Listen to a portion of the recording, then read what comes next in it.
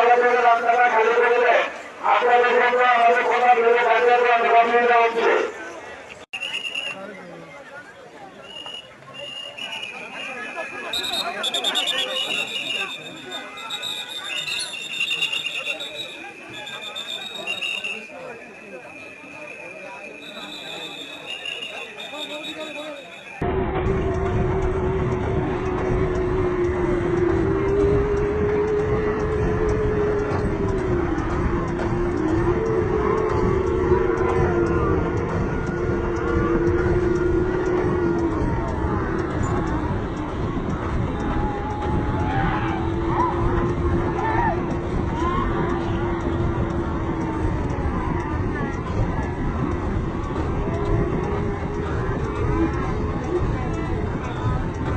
এবং এবার পুণ্যার্থীও কিন্তু সংখ্যা অন্যান্য বারের থেকে অনেক বেশি।